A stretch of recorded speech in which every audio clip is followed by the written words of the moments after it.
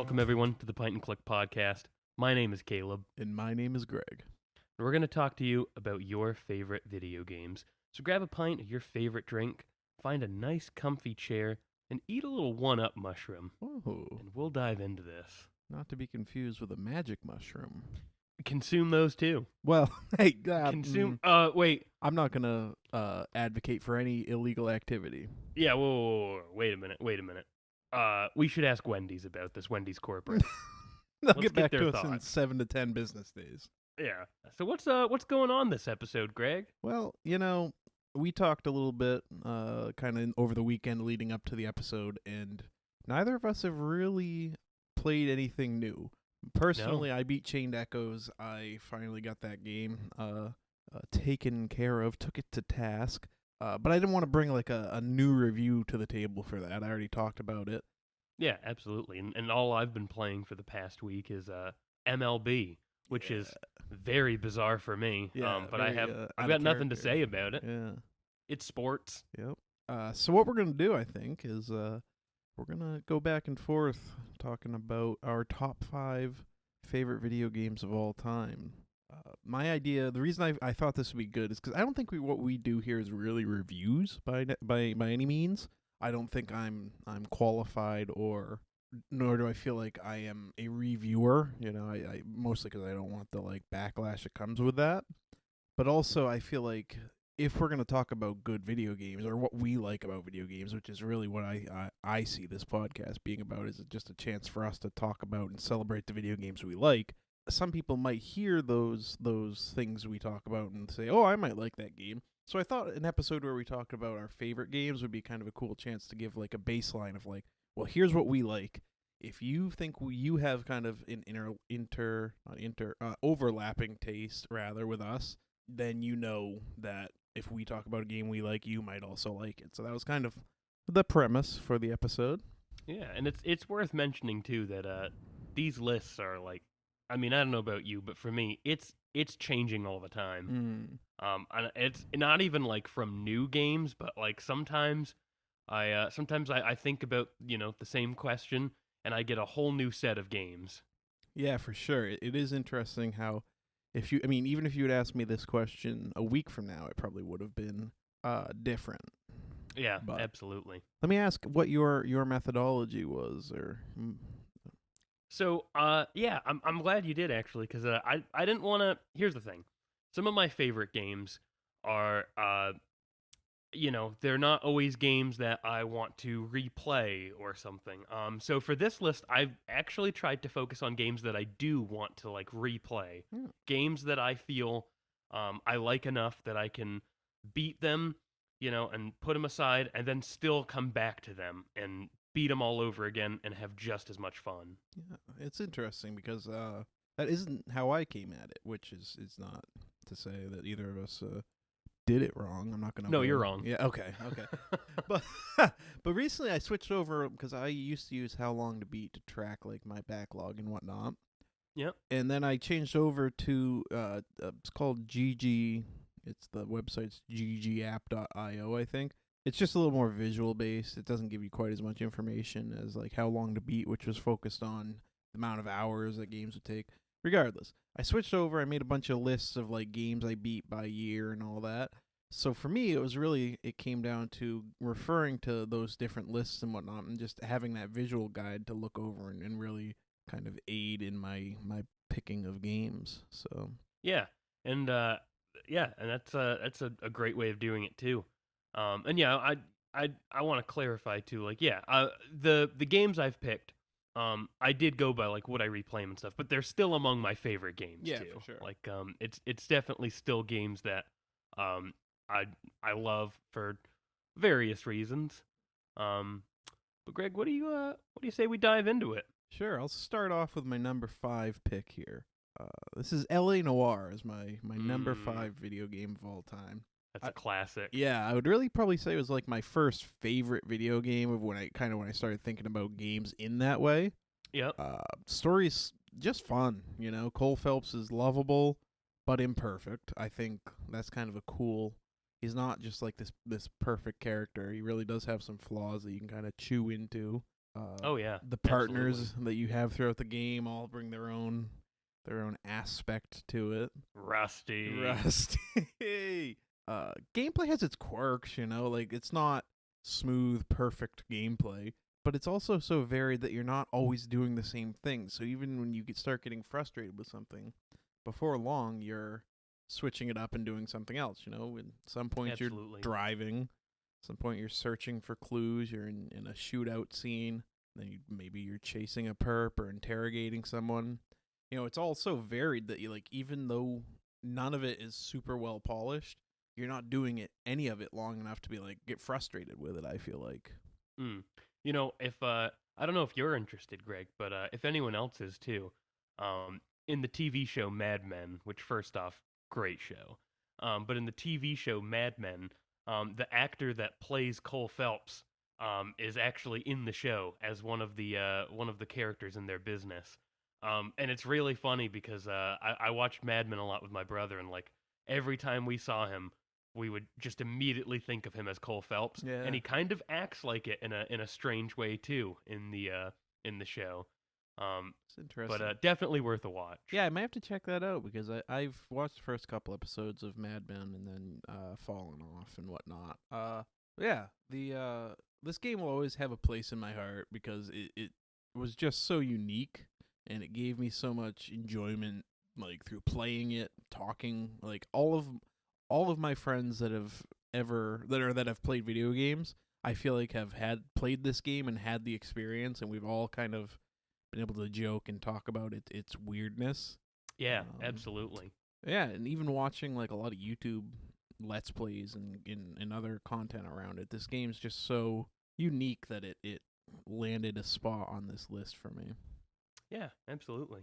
Caleb, how about your number 5? I went with a game, a somewhat recent game, I guess. But I just love it. I love everything about it. And I can replay it. I can do all the side stuff. It's just such a fun game. I went with Ghost of Tsushima. Ooh, wow. Yeah.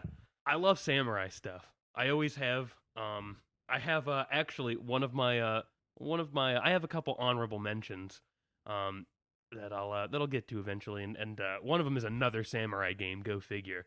But I just really love samurai stuff, and Ghost of Tsushima, man, everything about it. The story was amazing, the gameplay was amazing, and it really made me feel like a samurai. Yeah, that game is really good. I will say that was actually one of my honorable mention games. Oh wow, yeah. Yes, just a really cool game, and the ambiance, I think, is what I would really say makes that game stick out. The style and the overlays on the missions, and the way they use sound and music on the background. Well, and it did things I've never seen before too, like having the wind be your Mm. like guide to get to your objectives and stuff. That was insanely cool to me, and it really felt like it reminds me of like Mafia 3, how the GPS markers were supposed to be like street signs, Yeah. and I love that. The wind was a really cool mechanic, and how you could essentially not use it if you wanted to, Yeah, because it was like absolutely. the swipe up option on the touchpad. Yep. Yeah, that game's really cool. I went back last year and played the Iki Island expansion, Oh, I love it. and that is, yeah, so good. And it really did. I think if I hadn't played that expansion, I don't think that Ghost of Tsushima would have landed a spot on my honorable mentions. Mm. But going back and playing that really reminded me just how interesting that world is, and just Oh everything. yeah. I think they did so well to polish that game. Mm. It's pretty insane though, because you mentioned a year ago you went back and did it. I said it was pretty recent, but man, it's actually not as recent as I No. thought it was. It's an older game now, huh? Yeah, it was pandemic times. I mean, 2020 pandemic Yeah, that's times. right. Yeah. Yep. Oh man, great game though. Yeah, the Iki Island expansion was amazing. And I'm a big fan of customization in games. I love customization. I'm sure I've mentioned that already on the podcast, but Mhm. I love getting options for things, and like Ghost of Tsushima's customization was amazing to me. Specifically, like collecting swords never got boring. I collected every single sword. I have every single like I did all the pillars really early in the game because I just loved finding new swords and I loved the styles of them. Yeah, for me the armor like styles really stuck out as like a really cool customization thing. Oh yeah, absolutely. And the fact that you could have like, well, the fact that each piece of armor had its own like buffs and stats too really made it even more interesting for me. Um, I remember I used like the I think it was called the Samurai Clan armor. Mm-hmm. I used that a lot because it had some good buffs. But yeah, no, I absolutely love the game, and I've beat it, and I have started a new game plus. And the new game plus is actually really interesting too. It adds in a new merchant with new unlockable things when you do that. That is interesting. I didn't know that. Yeah, it's pretty cool. It's not a ton of things, but it's yeah, it's a new merchant, and you use I think you use a new like type of flower that you find to buy things with it. Hmm. Oh no, you don't find the flower. Sorry, the flower is like given to you for beating the main missions all over again. So it Gotcha. gives you more incentive to want to do the missions again. Yeah, that's an interesting use of New Game Plus. Yeah, absolutely. This is a game that I'm waiting, hoping will come and make a PC port, or make a appearance on PC because I would love to get this game on my Steam Deck and have the chance to replay it. Oh yeah. But I don't know if my backlog keeps trending in the right direction, which with the monstrous year we have still coming up, probably won't happen. I might have to dig into that New Game Plus now that I know there's a kind of a incentive to do so. Yeah, I recommend it. In the on the upgraded version on PS5 adds in the haptic feedback, Oh and yeah. it makes using all of those bows so much more fun. Mhm. I still own a PS5 controller just because I love that feature and have no like I thought that there would be games on Steam that would have those like those controls programmed into it Yeah, that you could still access if you use the controller with Steam, but it's much more complicated than that. And I basically just bought a PS5 controller paperweight. it looks cool though. It is a cool looking controller. It really is. Yeah. Like the colors are decent too. Like I was gonna say, I think Xbox does better with like special edition controllers and those designs. Yeah, absolutely. But straight out of the box, I think the PS5 controller is cooler. Oh yeah, I just love the feel of it too. Mm-hmm. I'm glad. It's funny because like I don't know, every time a new console comes out, I get used to that controller and then I go back to the old controllers and it just feels awful. Yeah, Every single one. How did we even deal with this? It was especially to me more noticeable as you get to like the PS3 and Xbox 360. Yeah. I mean, the Xbox controller hasn't changed between the last generation, so that's not going to be different. But especially if you get back to the Duke, Yeah. a big beefy boy. While we're quickly on the topic of Steam stuff, have you heard the news about The Last of Us Part 1 PC port? I heard I saw reviews of it and saw that it was pretty Yeah. buggy. That's a bummer. I mean, I've only seen one or two like actual bug videos. One was Ellie spinning on her head in a cutscene. Uh, so I mean, I love a good janky broken game, at launch. Yeah, but not The Last of Us. Not The Last of Us though. And it's a bummer because like I would like to get into that game on my Steam Deck and get the chance to experience The Last of Us Part 1 again. Absolutely. Yeah, I played part 1 on my PS5 and it was just so good. So Greg, how about you tell me about your number 4? I think we can do that. This one's kind of throwing it back a little bit. Throw it back. Throw it back. Number 4 on my list is Super Mario Sunshine. Oh, what a classic. Yeah. And really kind of represents the broader 3D Mario games for me. Super Mario 64 could easily also be at this place on the list. Both of those games were such formative video games for me. I would say when I was a kid, it would always be one or the other, depending on what year it was. I would be jumping into and just jumping into a level, and then being able to roam around. That was so cool back then. Oh yeah. I think like the simple platforming of those games is just really fun, and then you add the flood device in Sunshine. That did some really cool things. Oh yeah, absolutely. Pardon me. Yeah, I don't know if I need to say a lot about this game. I think Super Mario Sunshine was just the right game at the right place for me, and like I said, where I was just at that perfect age for those games. They kept me, both 64 and Sunshine, kept me coming back, and I don't know if I ever beat either of those games, actually. I think maybe Sunshine, but I don't know if I ever actually beat Super Mario 64 as a kid. But you could always just jump in and roam around the different levels and just do whatever you wanted and mess around, and I think in a lot of ways those games foreshadowed kind of the open-ended gameplay where you can kind of jump around, go anywhere, and try different stuff instead of staying on one rope path, you know? Oh yeah, absolutely. Yeah. And they hold up too as well, I mean, I think probably less so Mario 64, but Oh, for sure. I, as somebody that never got to play Sunshine as a kid, somewhat recently I started playing it in the new Switch collection that they released. And that was my first time playing Sunshine, and it's still a fun game. I genuinely enjoyed it.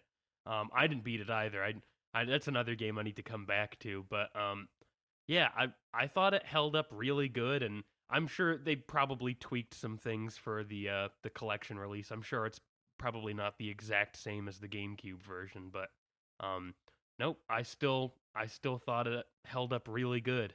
The biggest difference that I remember is on the Switch they don't have the same GameCube triggers. The GameCube triggers were like progressive, so you had this. It would register how much you were pushing down on the trigger and correspond with how much water he blasts.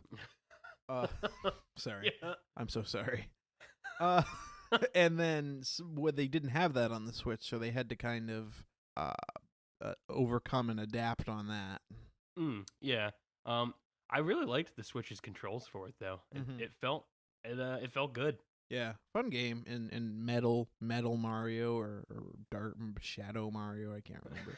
But like it was a fun story too. Like it didn't do anything crazy, but absolutely. for a Mario game and getting to hang out on Delfino Isle. Yeah. Caleb, hit me with your number 4. Now, Greg, as I'm sure you know this, but maybe you don't. Maybe you don't know this about me, Greg. But one of my favorite movies of all times is Goodfellas. Spaceballs. Oh. Spaceballs. Better than Star Wars. No. Goodfellas. One of my favorite movies of all time. I love mob stuff. As you know, I watched The Sopranos recently. Loved it. I love all things like old school mob related. I think it's super fun. And the game I have for my number for it is Mafia 2. Yep, that makes sense. I do know you're a big Mafia guy. I love this game. I love this game so much. I've probably replayed it at least 3 or 4 times. And I'm not talking like started to replay and then, got bored and then came back to it another time. No. I've replayed it from start to finish at least 4 times. I love this game so much. There's certain missions, just like all games. The game has its missions that are just the worst, but then it also has its missions that are just oh so good. And the story, the characters, oh, I love it so much. And I still remember the first time I ever played it was on PC. And it was, man, however many years ago. And I still remember playing it for the first time and just being blown away. It was exactly like watching a mob movie. It was like I was playing Goodfellas. Yeah, that whole series is kind of underrated in ways. Oh yeah, absolutely. And I will say, I do want to touch on the other Mafia games real quick and just say, Mafia 1, the old PS1 version, it's kind of a janky mess. Not great. The remake, pretty good. I still don't think I like the remake of Mafia 1 as much as Mafia 2, though. And then with Mafia 3, that was really cool. But they took the game in the complete opposite direction that Mafia 2 took the games into. And while I don't necessarily think Mafia 3 is a terrible game, it just doesn't hold up as well for me as Mafia 2 does.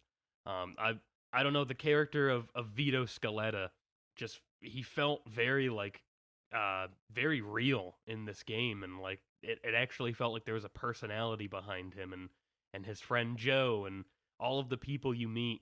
It just feels good, and the ability to free roam, it's unfortunately it's like during missions you can kind of go off and free roam, but the ability to go into like an old 50s diner and buy a hot dog and that refills your health. That was so cool to me because you don't really have to go into these diners. You I don't think you ever actually have to go into a diner. Which is, you might, to be fair, that's the same as real life. You don't ever actually really have to go into a oh diner. yeah, absolutely. Yeah. You should. But yeah, no. So you don't have to in the game. You could pretty much just ignore the majority of these little points on the map. But if you don't, it just adds so much more to the game, and going and changing your clothes, and like that's something that you can do if you're wanted. You can go into a clothing store and change your clothes, and then it gets rid of your wanted level. It's there's certain games have done that before, but I feel like Mafia 2 handled that really, really well. But yeah, that's my number 4. So and, can I tell you my Mafia 2 sticking point? Oh yeah, please do. I've played that game across generations. I played it on 360. I played the remake that came out last year, or a couple years back. Yep. And I think I got stuck on the same mission both times. What mission? It's the one where you're driving around collecting like the gas vouchers. Yes. That mission just is a pain in the butt. It sucks. It's funny because when I mentioned that, just like all games, it has its fair share of not so good levels. That's the exact level I was thinking of when I said that. Yeah, it's such an annoying little like. I feel like on its base it's not bad. Like it could be good. Like it could be a completely fine, suitable mission. But I don't know if they just need to do it one less time. One less like trip between gas stations, or if it's that they need to just eliminate or make the timer a little bit longer. Something there just needs to be tweaked so it's not so obnoxious. Well, and I'm gonna spoil the story for a second here. So this is your spoiler warning. Yeah. Skip ahead a little bit if you don't want to hear this. If you haven't played Mafia 2 by now, it's because you don't care about the story. But go on. Sorry. Yeah. Calling people out over here. No, it's funny though because like that mission is also the thing that gets Vito thrown in jail. Oh. So it's really funny because like you do all of that and then you end up going to jail anyways, and it's kind of a punch in the face, Right.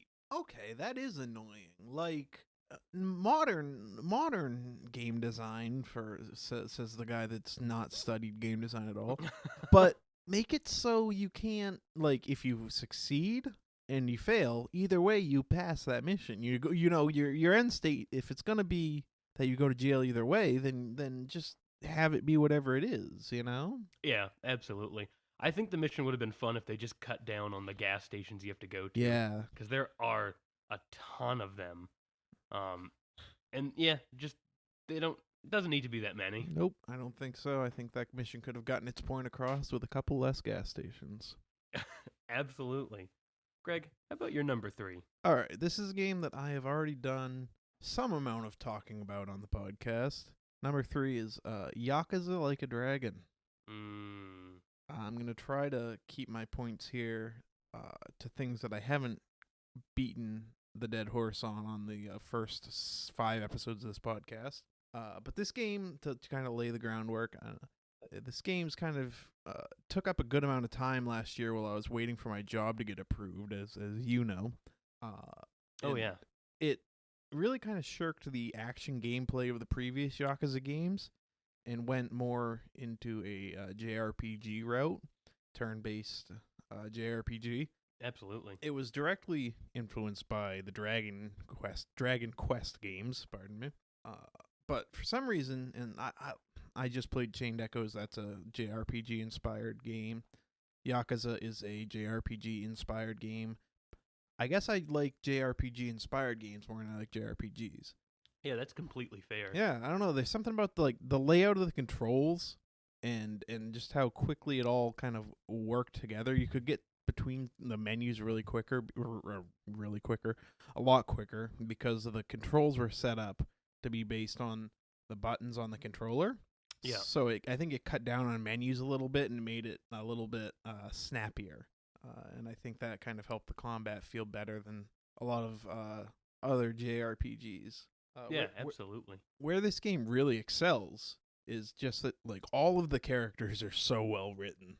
They all have these arcs that are unique and make you feel so endeared to them, and you end up loving all of the characters. A lot of the characters, even that are like antagonists in the game, are still so well written that you're kind of like, oh, I like that character, you know?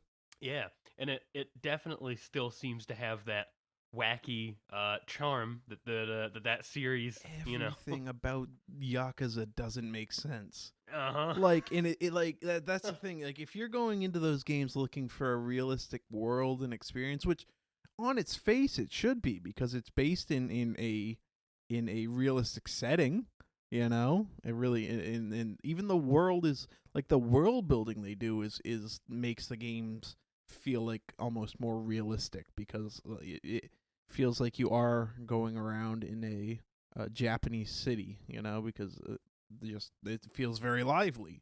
Yeah, absolutely. So they kind of lay the backdrop of a realistic looking world and then just do the most wild shit.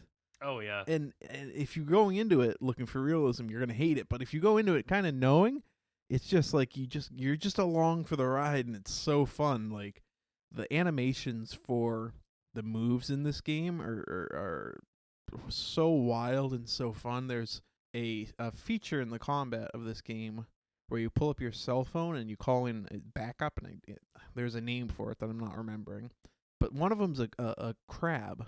A crab? A crab, and you call this crab in, you pay whatever money to call this crab in, and then the cutscene triggers, or the scene triggers for the combat, and it just rains crabs on your enemy.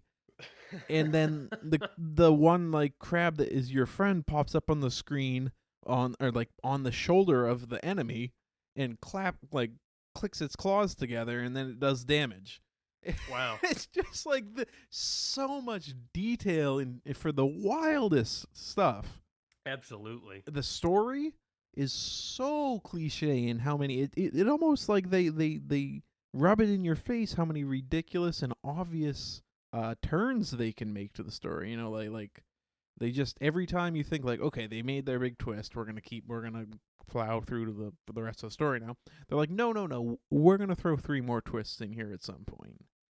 Yeah. It's so over the top, but like it's fun. It all serves the fun of the game, and I think what more can you ask for than that? Absolutely. It's kind of a notorious feature already, so but I would be remiss if I didn't mention that I spent 2 days playing the game where you're maxing out the candy business. Just that mini game. I spent like 2 days of my time playing that game in that mini game.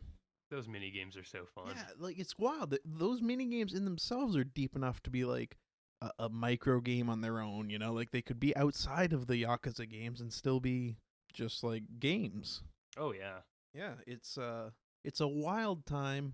I hope to, or I'm excited to go back to that world and those characters when Yakuza 8 comes out, or Like a Dragon 8 comes out. Yep. I'm looking forward to it, but yeah, just I don't think you can get more of a video game, for lack of a better term, you know? Absolutely. Like, if you think of like just like what stereotypes of video games are, and if you think of in your head like video game, the Yakuza or the Like a Dragon series, I just think fits that mold perfectly. And Like a Dragon really left a real heavy heavy indentation, not indentation. What? Heavy load in my heart. What? Caleb, Welcome back to the Girth Boys. Caleb, save me from this. What's your number 3? My number 3. I'm glad we touched on the wackiness of those games, because my number 3 also has albeit a lot less wackiness, but it's got a little bit of wackiness too. I would say the right amount of wackiness and the right amount of seriousness, and that is Red Dead Redemption. And I'm not gonna lie, I'm cheating here a little bit too. I have Red Dead Redemption / Red Dead Redemption 2, because I don't necessarily know that I could say one is my favorite over the other, because it's a continuing story kind of thing, right? And so, like, I love the character of Arthur Morgan. I love the character of John Marston. And so I playing both those games all the way through just kind of gives you the whole picture. And so I'm saying both of those. Yeah, I think that's allowed. They're both I wouldn't say similar, but they do a lot of the same stuff. I mean, I used Super Mario Sunshine as kind of a surrogate for 3D Mario, so it'd be kind of hypocritical of me to call you out on this. Yeah, do it, Greg. I dare you. Yeah. No, I've had my talk about the Red Dead Redemption 2 intro. Oh yeah. But man, that game just incredible. It's amazing. It honestly inspired me to go back and play Red Dead Redemption, the original, because it was just so good that I wanted to experience the John Marston story. Well, and I kind of thought that after playing Red Dead 2, I would go back to the first Red Dead and think it was the worst, but I actually found going back to it that it still holds up pretty good. Yeah, controls in like it feels like a game from that time, but it doesn't hinder the experience enough to not be enjoyable. No, and that's one of those games where I always feel like the graphics are worse than they actually are in it, and like I'll go back to it and kind of be amazed at how good it looks for being a PS3 title. Actually, it's an Xbox 360 title, but anyway. Oh. We just break down this whole episode. We just abandon the rest of it and break into like Sony versus Xbox. Yeah, but no, I love the game. I think it's great. You know this. I recently just got a signed picture from the voice actor for John Marston, Rob Weedoff. That's so cool. And I love it. I love the Red Dead games. They're just, man, they hold a special place in my heart. And I still remember one of the first times I ever played Red Dead 1. A friend had told me about it.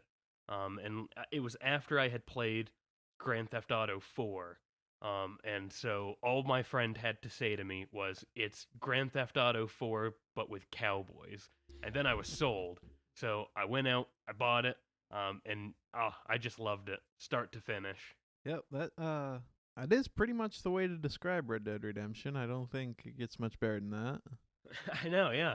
It's pretty good. But yeah, I mean, and this is another one. I don't feel like I have to say too much about it, because, I mean, who at this point in time, who hasn't played Red Dead 2 right now? That was one of the best-selling games. Yep. So it's funny. It was a hard game for me to leave off my list. I think well, it's not my honorable mentions either, so I guess it wasn't that hard for me to leave off the list.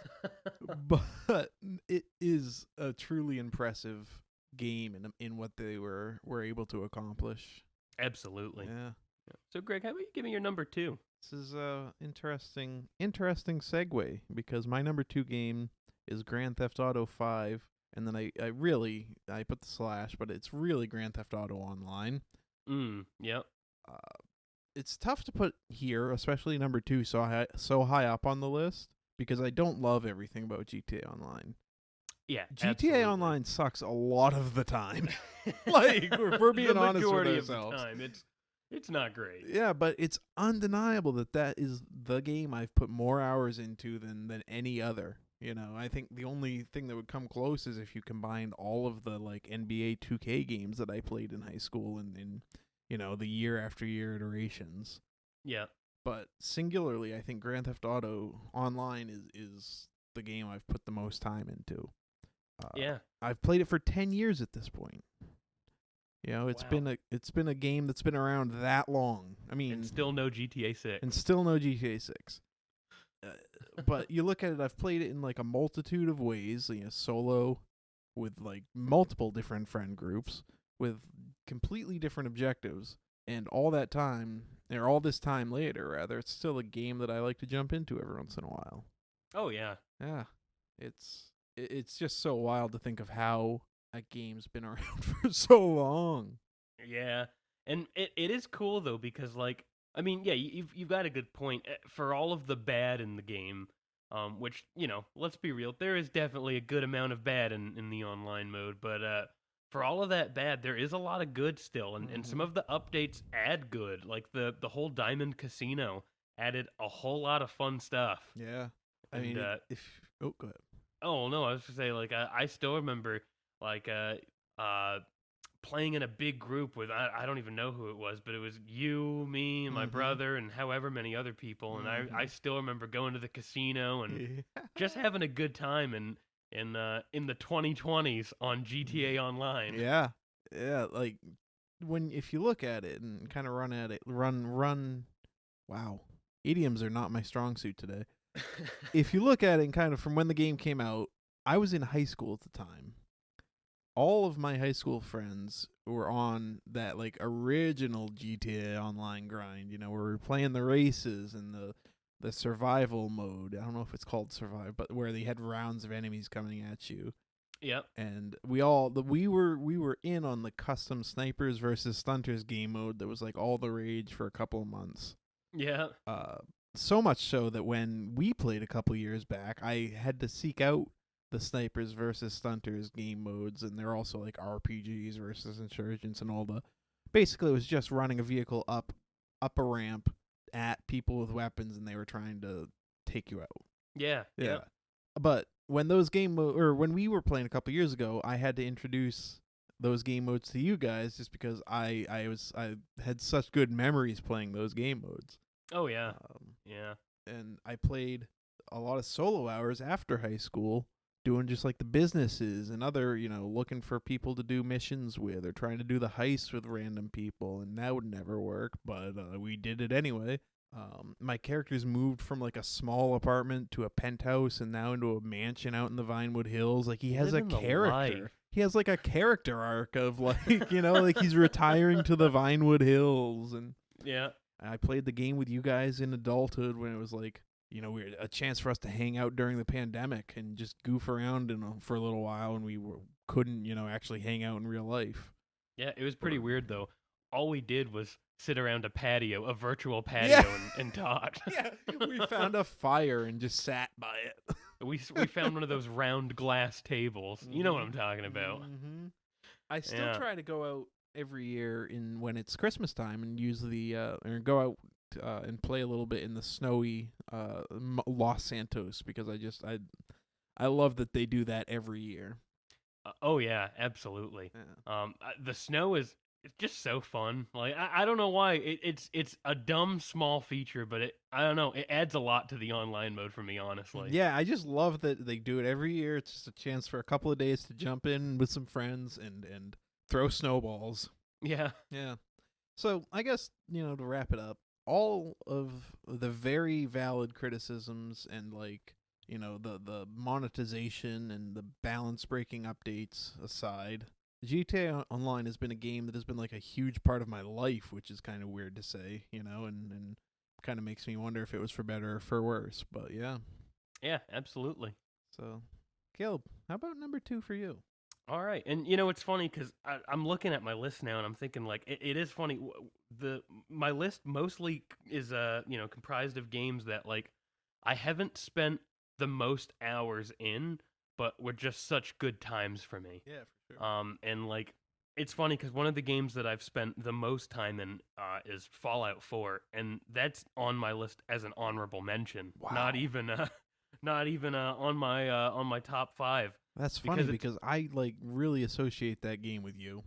well, yeah, and it's definitely like, I mean, for a long time it was my very favorite Hmm. game, and to some degree it still is one of my favorites. But you know, I originally did a top 10 list, And I and chopped the axe on that one. yeah, well, and it helped me though narrow it down to a top five, because I did end up changing my order a little bit when I Yeah. did a top five. And so I originally did a top 10 list, because I'm bad at following instructions. But no, but I had Fallout pretty low on my list. Like, we're talking like probably the 8th or ninth spot. Hmm. And just for the purpose of, like, you know, it's one of my favorite games, absolutely, and I always go back to playing it. I try to do like an annual playthrough of it, really. Um, but the I think the thing that, you know, sets it aside from my top five, um, is that it's one of those games where I feel like now I've almost played it too much, Yep. and I've been running into a lot of fatigue when I try to play it again, and like, man, if I don't have mods installed for Fallout 4, I don't know if I can play it anymore.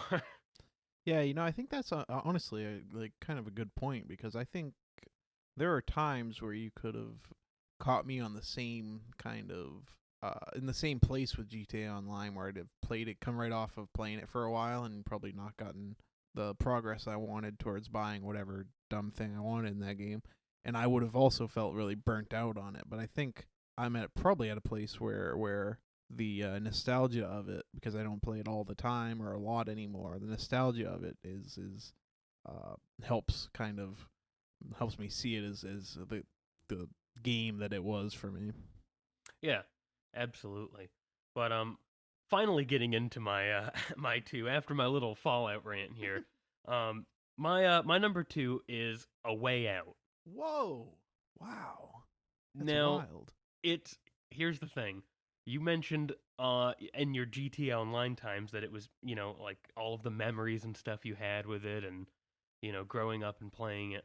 Um and, you know, while I haven't necessarily like grown up and played A Way Out, I've played A Way Out twice now all the way through. Um and I played it once with a really good friend of mine, and then I played it a second time with Maddie. Mm-hmm. And it's funny because, like, the game itself I think is great. I think it's an amazing game on its own. Um, but what puts it at my number two spot? My memory of playing it with my friend. I remember I went to his house. This was back, ooh, I when the game came out. So however long ago that was. It was that same year. I think we got it like uh probably the day it came out, or, you know, one of the few following days. It wasn't too far into the game's lifespan, but no, we I went to his house, and we got the game. I stayed over at his house, and then we got the game that morning, and that morning we played it. um I couldn't even tell you, from breakfast to lunch, you know, from the early morning to like noon, and and then, you know, this was then man, what happened? I'm losing my my story a bit here. Yeah, so we played it until like about noon that day, and then he ended up coming back to my place with me so we could finish the game, and then we completed the game in one day. We stayed up as late as it took, and we finished that game. And the memory of doing that, like, I mean, the memory of doing that beats the game itself for me, Yeah, honestly. that's Like, really cool. yeah, absolutely. And like, I'm ranking A Way Out at number two. But mostly I'm ranking that memory at number two. That is, For like, if sure. you had to ask me what my favorite moment in my gaming, you know, life has been, that's definitely either number one or number two for me, because it was just such a fun time. No, that's really cool, and it brings up kind of the point of how we can have these memories attached to video games that can sometimes be more more important or more pertinent than the game itself. It's kind of cool. Yeah, absolutely. And like I said, I ended up playing it again a year some odd later with Maddie, and the game. It's one of Maddie's favorite games, and it hit her so hard that at the end of it, she was crying because it's Don't such an air her emotional dirty game. laundry on this podcast. No, it's okay. It's a fact that we're both willing to share because it was such an emotional game. I don't want to spoil things for A Way Out. But that ending is the most emotional ending you'll see in a game. It was heartbreaking, but no, and the memory of playing it with her is uh just another reinforcer of it being my top two game. That's cool. I definitely knew that I knew you played it with. I knew the story you told, and I also knew you played it with Maddie. I don't think I would have seen it coming in at number 2, which just it was a cool kind of shock moment for me. I like it. Yeah, well, and that was another one that I actually had way lower on my top 10 list, and then I was redoing this list, and I was kind of picking the games from my top 10, and I don't know, I saw it and I was like, why is this not higher? Yeah. So yeah, that got my top 2 spot. Yeah, I like it. I like it a lot. So, Caleb, before we dig into our number ones, as all good top 10 lists or whatever do, we're gonna hit our honorable mentions and then really build the suspense before we get to number 1. Yeah, absolutely. I don't have, I won't talk too much about these. I'm pretty much just going to say the titles because some of these, actually, a lot of my honorable mentions are games that I kind of want to bring in another episode. Nice. Yeah, I'll run through. I've got 4. I'll just run through those quick and hand it off to you. Yeah, go for it. So for me, the Pokemon series in general has to make an honorable mention. I was just at the right age for the Pokemon games, and all my friends were into them. So like, we were really a part of that kind of cultural impact or that moment when those games are out. They're classics. Yeah. Hades is another one. That game's the gameplay loop in that game was just so tight, and the mechanics were so smooth that that game I found it hard to put down until I completed it. I think I don't know. It's hard. I can't really place why it's not a top 5 because I have a poster of it sitting next to me right now. But just a really solid game. The next game might have a certain degree of recency bias, but God of War Ragnarok. The scale of the story and the scale of the world, and how just like the voice acting so good and the gameplay in that game is so smooth.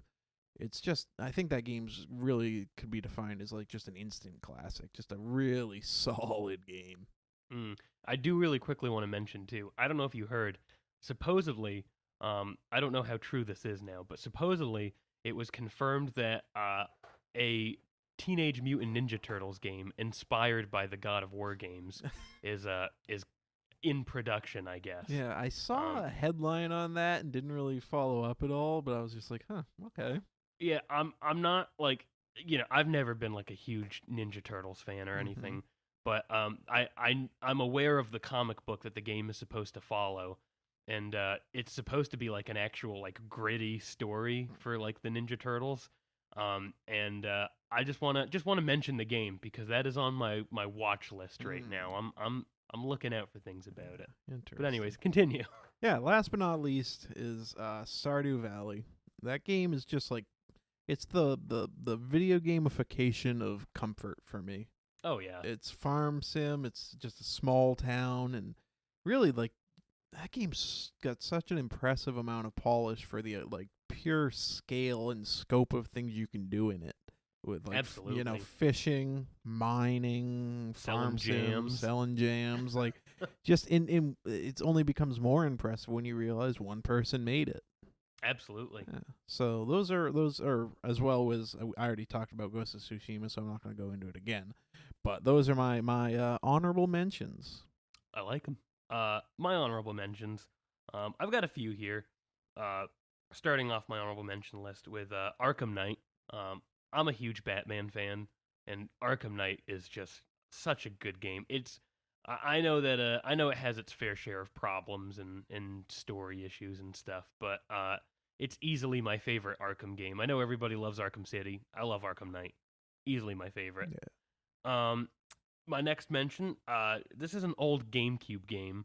I'm not sure if half of you have even heard of it, but it's an old GameCube game called 007 Nightfire. This is a James Bond game, obviously. And I used to play this all the time. My brother and I used to play it. We first learned about it from our old babysitter when we were super young. And we used to go to their house, and we would just play tons of Nightfire, that and Smash Bros. But yeah, 007 Nightfire, great game. Highly recommend. Look it up. Next on my list, and now Greg, I know your feelings towards this game, but or towards the series, I should say. But this was one of the earliest games I remember playing on my PS3, and it was so great at the time, and still is pretty good. It holds up pretty decently. But Assassin's Creed Brotherhood is just an instant classic for me. Now, hold on. I would like to defend myself. No, Assassin's Creed games, I wish I could get into those games. Yeah. I think that they're so cool and whatnot. I've just always struggled with the gameplay, I think. But anyway, I just wanted to slip that in. I didn't want everyone thinking I'm like just completely anti ass Creed. Yeah. But anyways, yeah. My last two is the Fallout series. That's getting a mention here because, like I said, it could be one of my favorite games of all time, but without mods, it changes a little. Yeah. And the same thing can be said for Skyrim for me. I've played Skyrim so much that without mods, it's just not the same. I do know that you're a big Fallout series guy, especially Fallout 76. Well, maybe not that one. But anyway, yeah. So, Greg, without further ado, how about you present that number one spot? All right. Drum roll, please. Don't actually do it. The audio would be terrible. Number one on my list is The Witcher 3. Really? Yes. That's an interesting a pick for me. That's wild. Yeah, that's it's hard for me to exactly put my finger on why this game sits atop the throne as my favorite, but I think a lot of it has to do with it just nails the fantasy atmosphere. And it's really like an ultimate power fantasy type game. You're Geralt. You're not just a human in this world. You are from the beginning a like supernatural monster hunter, basically. And I think that that combined with just the atmosphere of those games really speaks to me. It's interesting because Skyrim was great at giving you like the choice of what your character is, but I think in a way Witcher 3 having a character that has some level of built-in personality made it so that the stories it could tell was just more interesting for me, Yeah, absolutely. And that's like I recently replayed The Witcher on the next gen version. And yeah, I completely agree with you. The stories that it tells, and what because the game still gives you choices for things, but I feel like every choice it gives you is very much still like a Witcher choice. Like right. You can pick what you want, but regardless, it's the same character, and I feel like all the choices kind of feel like things the character might end up doing. Well, and that almost kind of speaks to making the quality of CD Projekt's Red's writing on that. It all feels like it should be there. I really think like one thing this game does well when I had to really sit and think about it was I feel like the missions do a really good job of driving the story forward and pacing the story well. And I think that's something that really sets The Witcher 3 out for me, is that it has the just the right pacing for me. I think it really does a good job of hitting its beats in a way that kept me interested, engaged all the way through. Now, I agree for the most part, but I do have to voice my issue with the game. All right, Okay. there is a section, um, the missions that you do for the Bloody Baron are Oh yeah, I agree. I it's definitely agree. it's just it drags and it's a lot of running back and forth between his mansion or his castle, I guess, and different areas and going back to that castle and going away and going back to the castle, and it's just it just feels so tedious every time I do it. Yep. In this replay, I still felt like it was just dragging. Yeah, I think I must have blocked that out of my mind because until you said it, it didn't strike me. But yeah, no, those are pretty awful. Yeah, but after the Bloody Baron missions, though, I feel like it goes right back to being an amazing game. Yeah, and like just the powers are so cool, and the way the skill tree is. It's not even a skill tree really, but like the skills and the mutagens, is that what they're called? Yeah, yep. And all of that is so cool, and it's got the same kind of Ghost of Tsushima, or like we talked about with Ghost of Tsushima with the armor. I think they do that in similar ways that are really cool. Yeah, Just absolutely. to me, The Witcher 3 is the ultimate like fantasy video game. Did you play the expansions for it? I did. Blood and Wine that's a chef's kiss right there. Yeah. Now I'm struggling on the names. Is that the one where they is that the flowers one, like where you go to the different place? Yeah, yep. That's where Yeah. you go to the big castle. I can't even for the life of me remember no. what it's called. No, it's a fantasy name. It's Tucson okay. or You something just like that. Pulled it out. Perfect. I believe that's what it is. Yeah, no. I'm either gonna sound super Ugh. right or super stupid. Hey. So I've sounded super stupid for the however many minutes we've been doing all of these podcasts combined. It's all good. I said Elden. What'd I say? Elden Scrolls on the Elden first Scrolls, episode. yeah. So like, I mean, there's no topping that. yeah. But yeah, I honestly think I can't remember the name of the other expansion. Hearts of Stone. Hearts of Stone. Honestly, I think that one might have been my favorite by just a little bit for the story. I did really enjoy Hearts of Stone. Yeah, That was good. The scenery of Blood and Wine is really cool. So many good. I told you I'm a huge fan of like video game photography. Yeah. And so many screenshots. I've just been pouring them in since I've been playing Blood and Wine. Yeah, it's really cool. I think the CD Projekt Red. Wow, CD Projekt Red's ability to kind of build ambiance through their worlds is really good.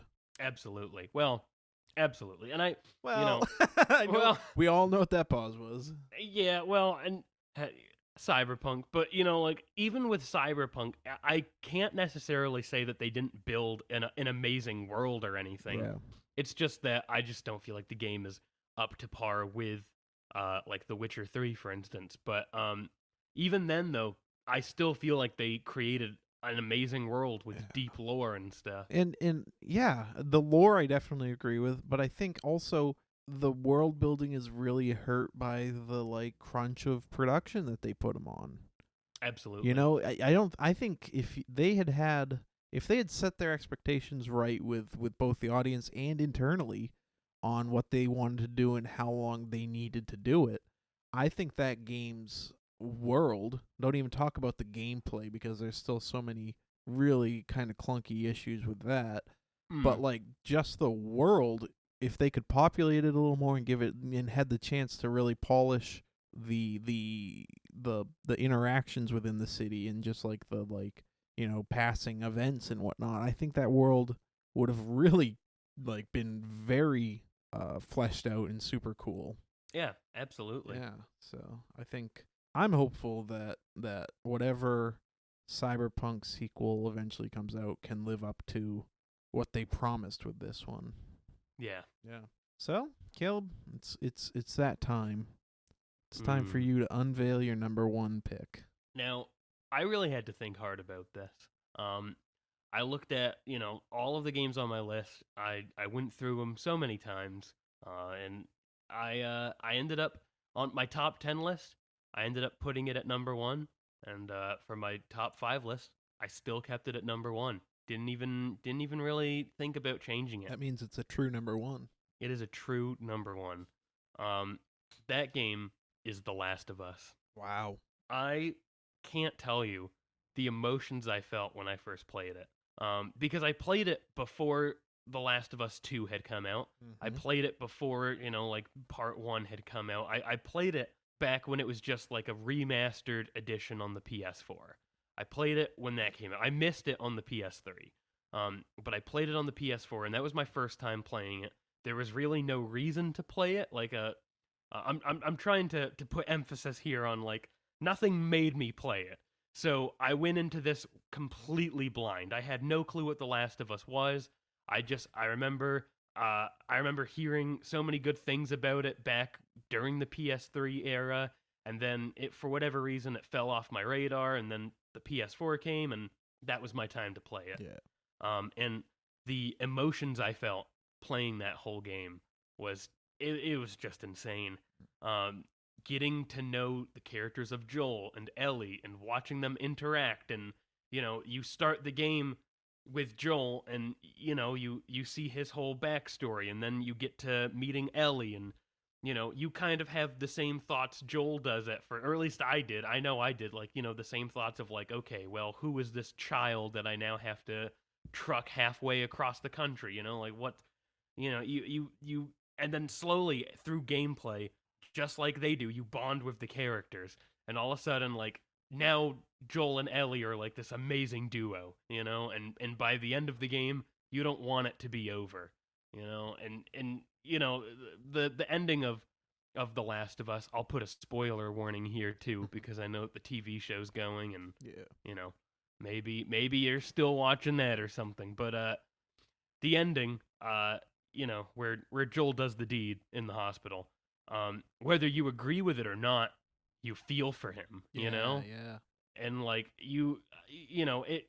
I I I remember beating the game and thinking like, well, man, Joel's kind of the bad guy, but it didn't make me think any less of like the adventure I had been on.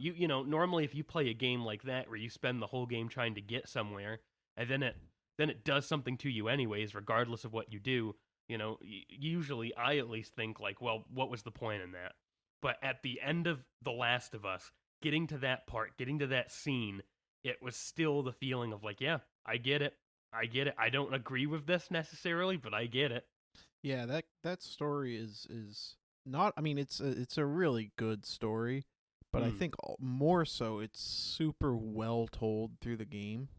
Oh yeah. I think that game manages to pace it out perfectly. It Yep. manages to kind of hit its beats exactly how it should. I don't think you could have paced that story any better in that game. Mm. Well, and our boy Jakey had Mm-hmm. a good video touching on The Last of Us 2. Yeah. And I'm to be clear too, I'm not including The Last of Us 2 as my number one, just one. Mm-hmm. But he had a good video where he talked about ludonarrative dissonance. Yeah. And that's something that I didn't even think about until I watched his video about it. But in The Last of Us 1, it works, and like you feel it every time Joel takes an action of like taking a life, you know? I feel like you see that weight on Joel, and like you feel it, and I don't feel like there's a disconnect with it like there is in The Last of Us 2. And man, it's definitely my number one. The Yeah. emotions it made me feel, the ride it took me on, and then when I replayed it for a second time, playing it on the new part 1 that they released on PS5, it was just even more insane. The graphics were so improved, and even some small gameplay tweaks. It was just amazing.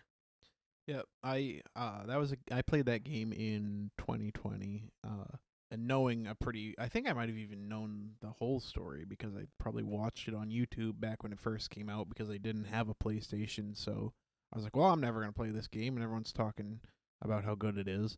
So I think I probably knew most of the story beats going into it, and it's still struck as one of my favorite games I played that year, just because everything about it.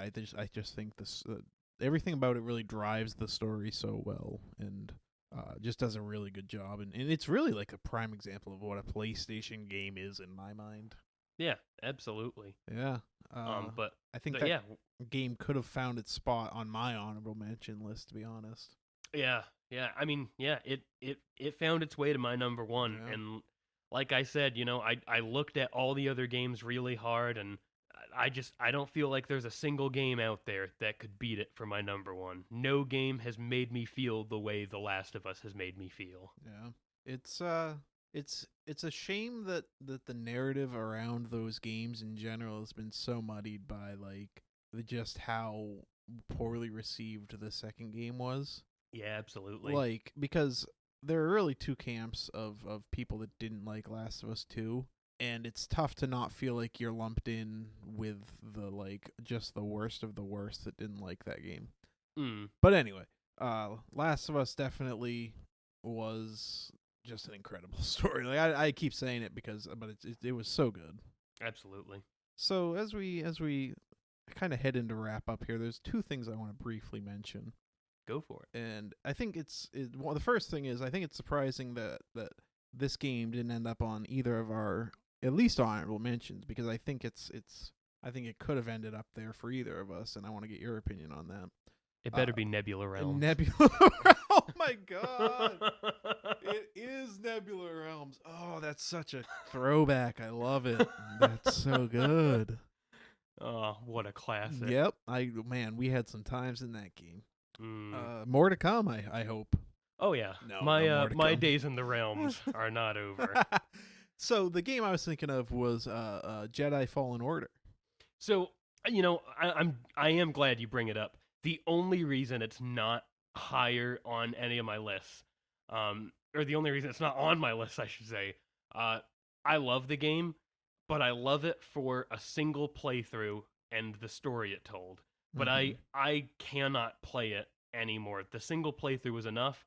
The maps are so messy, and the digital map that, is 3D that you use to look around is so full of things, and the backtracking you have to do and using those 3D maps to do the backtracking completely kills it as one of my favorites. Yeah. It's it had its flaws, I definitely agree, but that's just a game that kind of came to mind as we were doing this, that I was always kind of predicting, like, will it fall on Caleb's list? I tell you what, if the second game that gets rid of a lot of the backtracking and keeps it focused more on, like, I really hope it's more focused on, like, open world locations and stuff, or just keep linear missions in a linear format, but give me like a semi open world at least. But I'm really hoping that if the second game nails that, that it'll end up falling on my list in the future. Yeah. The other thing I wanted to say was, because give you kind of a peek forward for next week. We talked before the episode, Caleb and myself. We're gonna go next week. We're gonna focus on games from what we're gonna say before the PS3/Xbox 360 era. Yeah, we're gonna do a little retro roundup. Yes, because we both want to focus on something that we don't. Because I want to finish Resident Evil 4 personally. That's my reasoning for wanting to do this, so I can dig into something old and not have to worry about trudging up something new. I honestly want to do this because I collect old NES games, and I have a treasure trove of old hidden gems. Nice. So that's what we're going to do next week. But for now, I think we're about ready to wrap it up for this week. I think we are as well. Make sure you follow. Make sure you hit that like button. Make sure you click that squirrel. All feet picks to Wendy's Corporate. Yeah, if you have any complaints about where we ranked these games, that also goes to Wendy's Corporate. Yeah. All feet picks there. All Wendy's orders or Wendy's complaints, show feet guy. They go to him. Yeah, and we get nothing. Don't try to talk to us. Yeah, no. Listen, I will not respond. But yeah, thank you all for listening. And you have yourselves a nice double zuckin' week. Bye-bye. Goodbye.